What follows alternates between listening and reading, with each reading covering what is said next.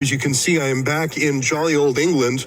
The Parliament building's behind us, but I'm not feeling in a jolly mood because the United Kingdom has a massive censorship campaign. And I'm not just talking about deplatforming people, kicking them off of social media. I'm talking about arresting them.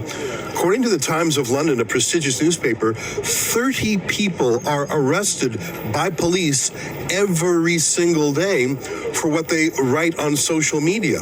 And I'm standing next to Thomas Moffat, aka Young Bob. That's his social media name. He's 17 years old, and he was arrested just over a week ago. According to the Times, over 30 people per day in Britain has been arrested over social media posts. Is our government truly prioritizing the rights, freedoms, and lives of its citizens? In this video, we dive into this critical question and explore the leadership principle of values, focusing on how to genuinely serve and value the people you lead. Before we get into the details, if you love diving into political issues and enjoy hearing a principled take on them, then hit the like button, share this video, and subscribe to join the conversation. It will help our channel reach a wider audience. Our challenge to and our demand of our political leaders, including the Deputy Prime Minister, who is here with us today, is to stop this hateful narrative, to stem this at its rotten core. The conflation of anti-Zionism and Jew hatred cannot be allowed to continue. No longer can people claim to be anti-Zionist and yet not Jew haters.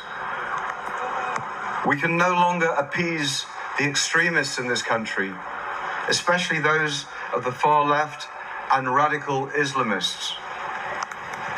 We have to stop the Palestinian marches being a glorification of the death of Jews.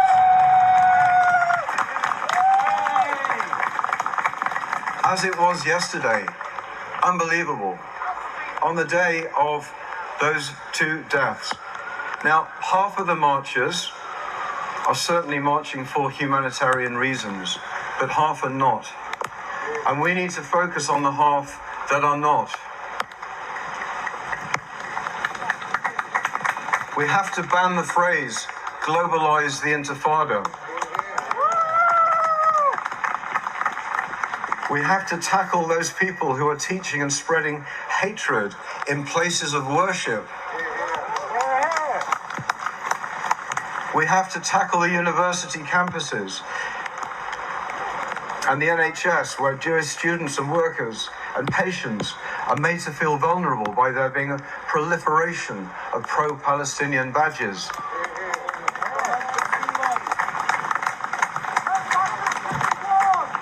We have to root out the evil ideology, but not with hatred, not hatred from our side. Words matter. Words lead to hate, and hate leads to the tragedy we endured yesterday.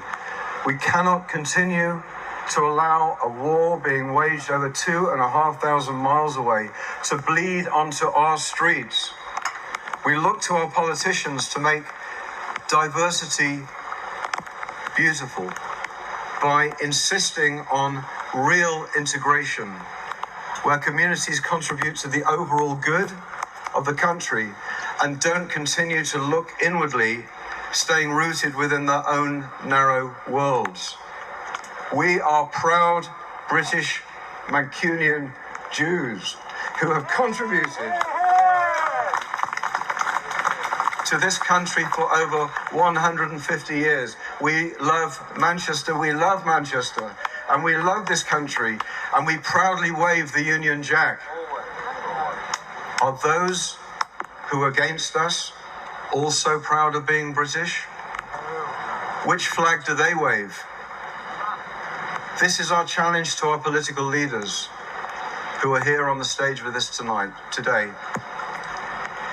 So therefore, I have great pleasure in introducing our Deputy Prime Minister, David Lammy. And before I do, please Please, please, please, please. We know how we all feel. We know how we all feel. Go to Palestine! Shame on you! On the ambassador! Go to Palestine! Leave us alone! They allowed it to work on the campus. My children's school was closed today. You have allowed this to happen. You have blood on your hands! You're all guilty of it all. You have allowed Jew hatred in Manchester on the street. You have allowed it. You are all guilty. We do not want you speaking here today. You do not speak. Do not speak. We do not want you speaking. Shame on you. Shame on you. Why are Brits being detained for posting on social media? Sometimes it's for simple comments that cause distress, annoyance, anxiety, but more commonly now, simply because someone was offended. Shouldn't the government and police focus on solving real crimes than policing people's feelings? The attack on Jews in Manchester was horrific, and the government bears some responsibility for amplifying divisive rhetoric. In Parliament, the Labour government has been pushing for Islamophobia hate speech laws. Yet, they allow Palestine Action, a proscribed organization, to march and celebrate violence against Jews. Meanwhile, Shabana Mahmoud, who has the authority to stop these marches, went on television to say, "Don't march now. It's insensitive."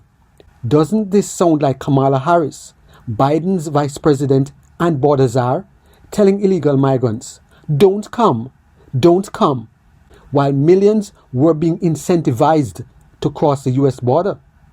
What are values? Values are what you hold dear. If you value the British people, you protect their borders. If you value peace and empathy, you use your authority to pause or stop marches that incite division, especially during sensitive times. Leadership is where it all begins and ends. The Palestinian uprising in Britain could have been prevented. It started under the Tories and has worsened under Labour, likely because they see these groups as their voter base. Neither party has shown the resolve to stop these marches. They hide behind free speech to justify their indecision. Yet, when law-abiding citizens seek to use their free speech rights to disagree with the government, they are prosecuted, fined, or even locked up.